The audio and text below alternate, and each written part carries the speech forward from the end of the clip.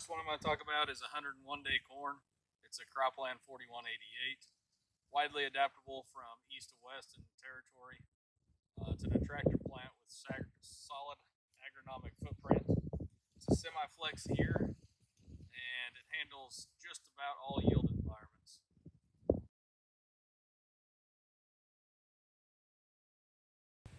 The next variety I'm going to talk about is Cropland 3899. It's a 98-day hybrid. It's a pretty high performer for that 100-day range. Medium to tall plant structure, you can tell. Kind of like those later season corns. It's high response to high maintenance, so irrigation, fungicide is highly recommended. This is planted in a bottom, so it's actually performing pretty well. And strong stalk, root development, and very high tolerance to drought stress. So that's $38.99. Okay, next we have Decal 5125. It's a 101-day hybrid. Has a outstanding yield in lower yield environments, a decent ear flex, good southern movement for that early corn market that some of you guys have been asking about. It has a potential to be used as a dual-purpose silage product. Good grain quality and husk cover. Disease tolerance package should allow for broad use. Okay, Decal 5327. Very good tolerance to Goss's wilt. Very good yield stability. Medium to high planting rates for maximizing that yield. And you want to manage this one for early harvest timing. Okay, 5585.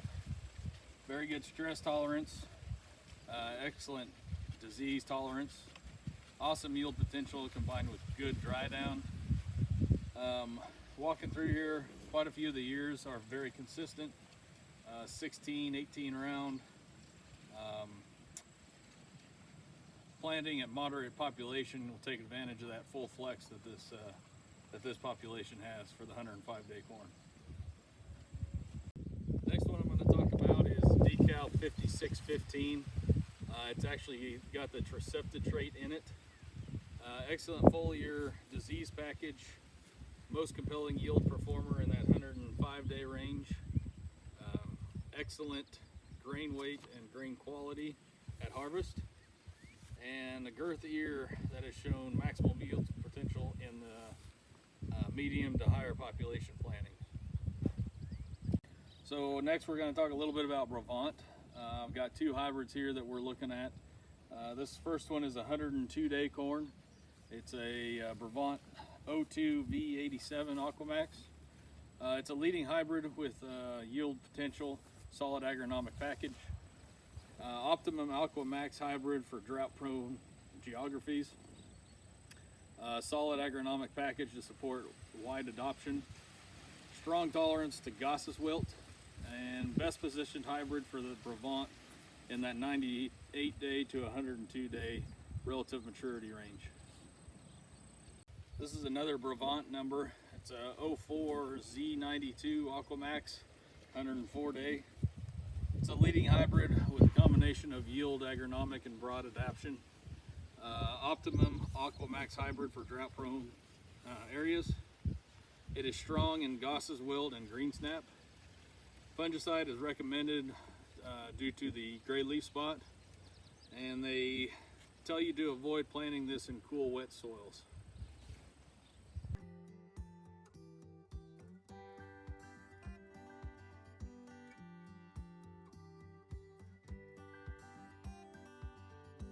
Hi, I'm Josh Hinkle with Ag Partners, Sales Account Manager and Agronomist out of Powhatan. Today I'm going to be talking with you about the 108-day to 110-day offerings that we have at Ag Partners. I will start with 48.95. This has been a pretty consistent and overall pretty large quantity of sales in the 108-day for the last couple years. 48.95 is one of those really versatile products that you can see on a marginal acre, an average acre, and even in some cases a high acre. The agronomics of the plant, it's a shorter stature plant, and it's also one that you don't really want to plant first. You you want to make sure you have a good solid temperature to get that crop out of the ground and make sure it has a good even look to it. $48.95, that will be more of an economic base price. It is a 250 seed treatment compared to a lot of offerings now that we have that are 500. So you can pick that bag up at a very economical price for a marginal or an average acre if you don't want to get your input costs too high. It's a great product to throw in the mix, and that's kind of all I'll touch on with that product for now, just as it has been one that we've seen a few years. But if you have more questions on that, you can get with me and we can go over that a little more. The next product I'm going to go into is another 108-day offering that we have. This product is from DeKalb, 5835. We've seen this product for a couple years now, and this product is very good agronomically. It's a disease shield product. I would suggest keeping this to your better acre, as it seems to drop off a little bit as you go to more marginal tight clays, that kind of thing. 5835 is one that is very fast out of the ground, so it can definitely be one of your first hybrids that you plant and be confident that it's going to come up quick and even. 5835 is also one that at the end of the year we really want to watch how that disease affects the plant, not in a bad way, but because it is a disease shield.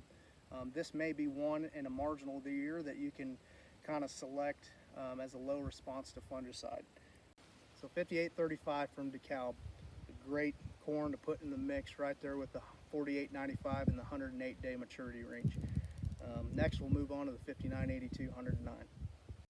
5982 DeKalb's 109-day offering. It's really the only 109-day between our corns that's a major player. 5982 is going to be a very versatile product. It can go on a really marginal acre, but it also has a top yield to stay on that good acre and really not sacrifice any yield as you plant your shorter maturities. 5982 has great agronomics. It's not a disease shield, but I believe it's only one or two components that really keep it from being there. So it's one that we're going to want to watch and make sure. High response to fungicide, so if you want a really one you can highly manage and know you're going to get the bang for your buck out of a fungicide application, 5982 would be a great product for that. It's a great addition to our 108 to 110 day kind of an every acre corn. So that kind of wraps up 5982. Very good offering between 108 and 110 day. Next we're going to roll into the 110 day offerings that we have. 6080 is a new product this year from DeKalb. We do not know a ton about this hybrid yet, but what we do know is that it's going to replace 6088. 6088 is a really good product, very good top end yield, but when we hit a stress area in the year, it seems to have a little bit of trouble keeping together. 6080 will definitely bridge that agronomic gap while keeping a good yield potential. And everything we've seen this year, it seems to be very consistent, putting a good ear on, but we will definitely have more information on that as we get to harvest and as we roll into seed sales this fall. So now we're going to move into our cropland 110 day to kind of finish up our 110 day highlights here. We're going to move into the 5073. This is the 110 day that's been out for a few years now. The biggest thing about this is going to be a yield monster of 110 day. It's really big, girthy ear, nice girth flex on it. This will not be probably the most attractive ear of corn. The grain on it isn't going to be, the best color or best looking, but this thing will crank out yields like we've never seen in the 110 day category. It is very fast out of the ground, so this can be one that you can plant early if you want to go with a little shorter season to get cutting first in the fall. And it is a very solid offering for a better acre. Average acre, I would say we might have some different offerings that would fit that a little better, but this is definitely going to stay to your better to average to better ground. This is definitely going to be a corn that we keep an eye on. In late season, we will make sure to hit it with a fungicide and make sure it's got plenty of groceries to finish out that nice year to get you the best yields.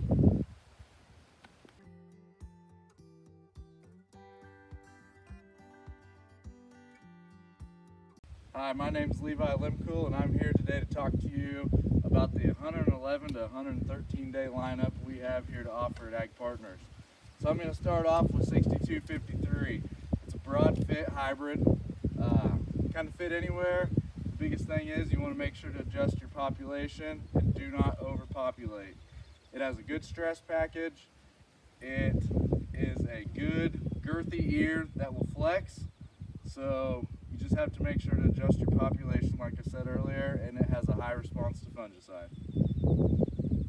6357 is a broad acre product that you want to stick to your high performing ground. It has a great top end. It has an excellent stress package with a flex ear. We've had a lot of great success with 6357. Like I said, it's a great high performance product. DeKalb 6391. This is a test-only product for 2020. This has the Tricepta trait for earworm protection. This product is adapted for more productive dryland and irrigated acres, can be planted across a wide range of populations, has great late season plant health, very good green snap tolerance, and will benefit from a foliar fungicide at tassel. Cropland 5335 is an offensive hybrid with a moderate to highly productive acres. Great consistency across many yield environments. Has solid agronomics including excellent stalk and late season standability. Acceptable ear flex for variable populations. Benefits from enhanced late season nitrogen management. Cropland Experimental 112A. This is the new 112 day hybrid that is only in test plots this year. Looks to be a more productive acre hybrid with a semi-flex ear, and as is what we can tell now, it looks like we can push the populations with this hybrid.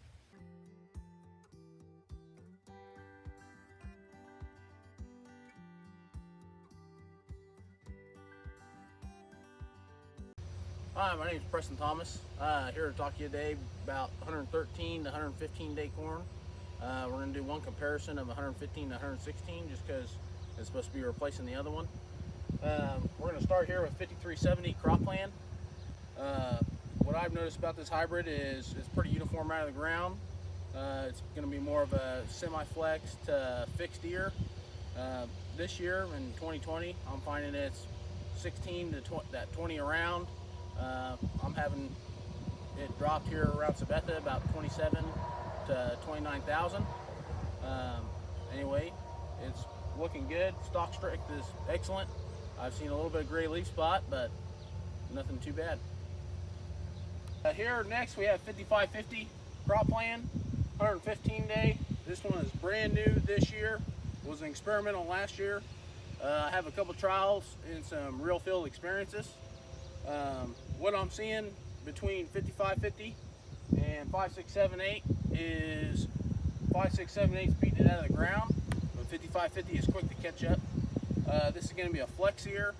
I'm finding it between 16 and 20 round, and anywhere between 32 and 40 long. Next we got 5678. Comparing them to 5550, both of these have excellent stock quality. What I'm seeing is 5550 has a little bit more disease in those 4 rows of the plants. They're both flex ear. I noticed that 5550 does not have the kernel depth yet that the 5678 does. Other than that, I mean, they're pretty similar as far as plant stature and kind of an upright landlord green leaf. And that's all I have to comment between those two right now. Next we have 6425 114 day. I've been putting this on my tougher marginal acre, that clay field that doesn't drain very well, just your tough ground. So decal came out with this 2 years ago. I had it in my test plot. They told me, you know, this is their Milo ground acre, 140 bushel, tops environment. What I've come to find out, it does better than that. I've had it hit 160, 165. Can't wait to see what it does this year. I do know whenever you start getting into that 200, 190, 200 bushel environment, this one does tend to drop off. So I'd probably go with a different hybrid for that. But other than that, you can't ask for anything more out of a tough ground hybrid. All right, we're here to talk about DeKalb 6435. This is my, I call this my Iowa corn. So big yields, but yet you can drop the population and it'll flex on you on a marginal acre. I probably wouldn't put this on a tough acre. This is one that I'm gonna want a fungicide, but as far as getting out of the ground, pretty even, very uniform. It'll get up to about 6, 8 inches tall and sit there. And then next time you drive by or go to scout it, it's gonna be over your head. It's just a quick grower, kind of racehorse hybrid. I'd like to not get wind on it right around tassel, but other than that, this one's going to kick it out. And lastly, here today at Sabetha, we're going to finish up with the 6595. This hybrid is replacing the 6581 fully in 2021. I will not be selling any more 6581 after I've seen what this can do. As far as disease tolerance, higher seed treatment, plant vigor out of the ground, plant vigor just throughout its whole entire life, and the little disease pressure I've seen in it. It did get sowed and rust late here this year, so we did go ahead and make a fungicide application just so it wouldn't be robbing yield from us. I would say this is a semi-flex hybrid compared to 6581, so you're going to want to drive with population. Other than that, it's a yielder.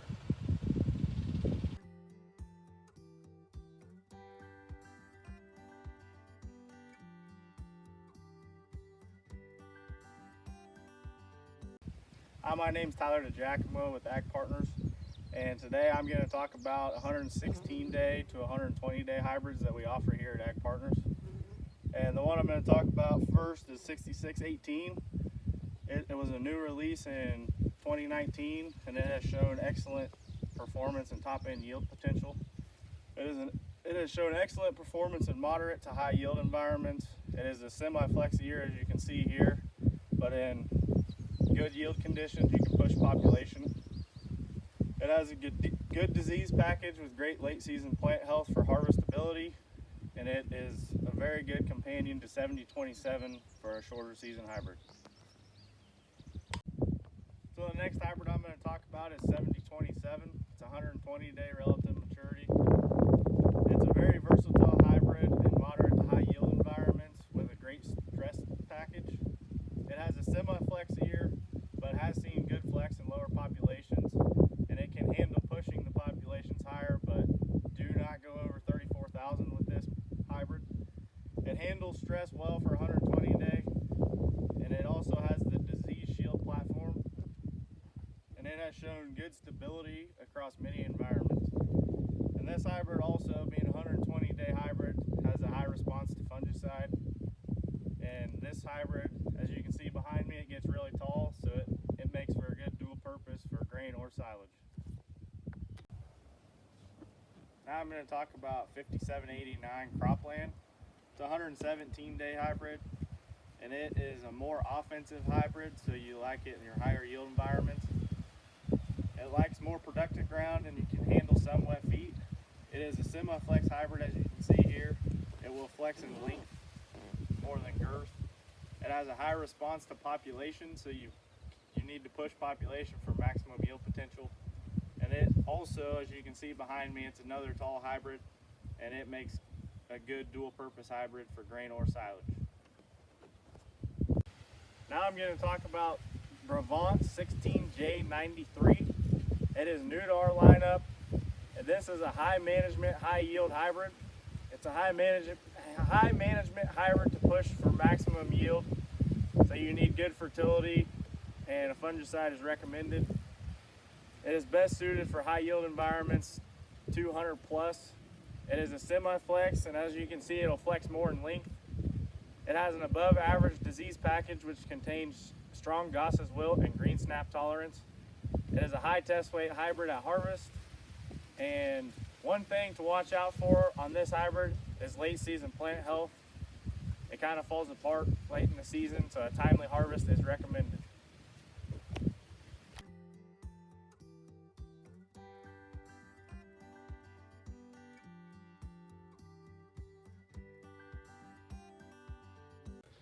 I'm Ethan Knoll, and I'm a digital ag specialist in Region 3 for Ag Partners Cooperative.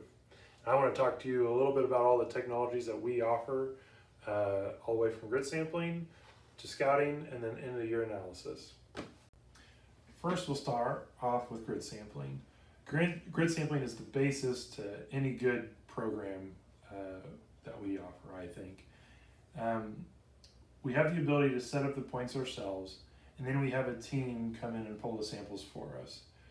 After that, we submit the samples to Midwest Labs in Nebraska, and then we get the results back, and we develop variable rate maps based off your specific field's needs and your management practices. And these can be highly variable for each field, and depending on what you do, whether you haul manure or apply your own nutrients, or go to multiple crops within a field, we can alter our variable rate maps to account for all those things. And then these variable rate maps, they've been shown to really eliminate variability within the field, reduce fertilizer costs in the long run, and overall improve yield.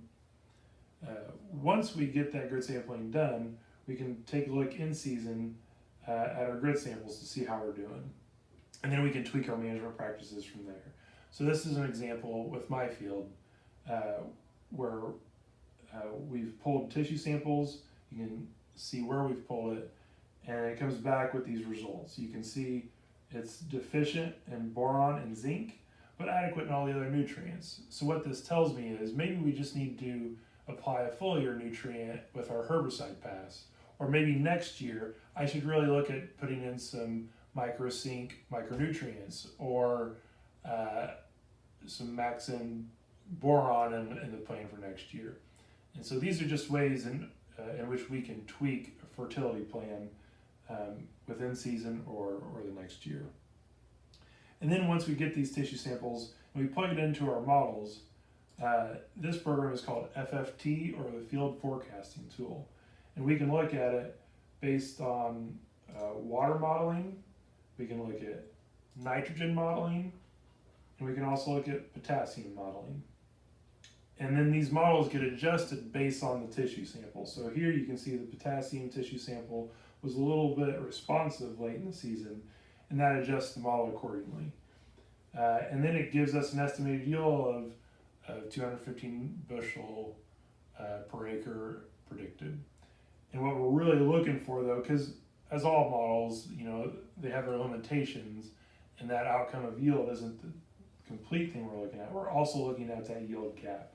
And so what that yield gap tells us is, are we doing everything that we can to manage the acre to its maximum potential? And right now I have a yield gap of 0, so it says that we are managing this as best we can. This leads us to some other things like our crop scouting.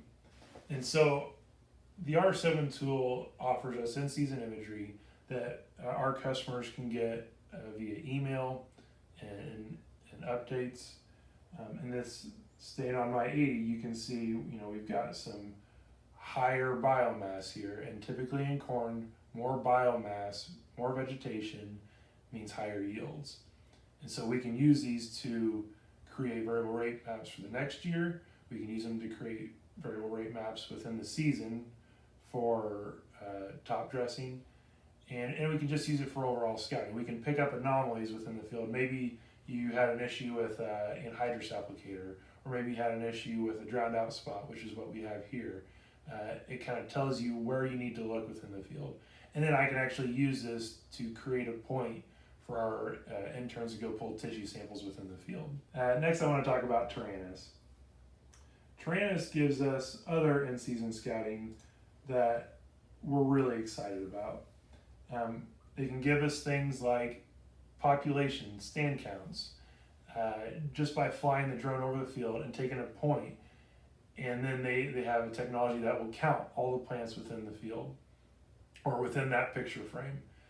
And so you can see here we have an average number of 29,000, but up in the corner you can see as many as 31,000, 33,000, and as low as 22,000. So it allows us to then zoom in on that point, look at the picture, and really see what's going on there, and maybe help us pinpoint on what we need to go look at when we're in the field. It'll also identify nutrient deficiencies, insect damage, and weed ID within the field. And in this case, it identified potassium deficiency. And so we can take a look at this and see there's a lot of potassium deficiency on that west side of the field. And then we can zoom in and really make sure that they identified it correctly. Yeah, we can see there's the yellow on the leaf margins, which is a sign of potassium deficiency. And then I can go into our program where we grid sampled, and we can see, yeah, over there on that west side of the field, the potassium levels were quite a bit lower. And so maybe we need to adjust our grid sample or our dry fertilizer program for this next year to really account for that. We can also look at previous year's yield data and soil maps to make any other adjustments. And so I can see in a previous year, the corn yield maybe wasn't quite as good on that west side, but I also know that's a little tougher soil type based on the soil map. So we're going to try to manage this a specific way for that soil type. And as with all things, timeliness is of the essence. And with Tyrannus, that's something we're working on diligently for them to improve, to really give us the timeliness that we need so that you as the customer can make the decisions when you need to. Finally, at the end of the year, we want to pull all this data together in a way that we can break it down to make decisions for the next year. And our way of doing this is using Climate Field View to compile all the in-season data, as applied data that you've done, along with the yield data. And just an example of this is we have right here my field where you can see the yield data on the left and the soil data on the right. And then it'll kick out a report that will show you your yield by soil type, your yield by hybrid by soil type, your yield by population. And these are things that we can use to tweak possibly our population or hybrids for the next year. We can also pull it into EFC for profit analysis. And so in the future, what we're wanting to do is all of our dispatching will go through Field Analytics through EFC, which will easily plug into our profit mapping and give us a map such as this, in which it shows us profit per acre. And so we can see as much as, for instance, $400 some profit per acre with a return on investment of 118%. And then we can see some areas in the field that are negative. And so we want to use these tools to make sure that every acre is profitable or as profitable as it can be. Our goal isn't to use any and every technology out there. Our goal is to use the technologies that fit into our current systems to really put everything together and to find the right solutions for our customers. And with that, I thank you for your business, and I look forward to working with you in the future. Thanks.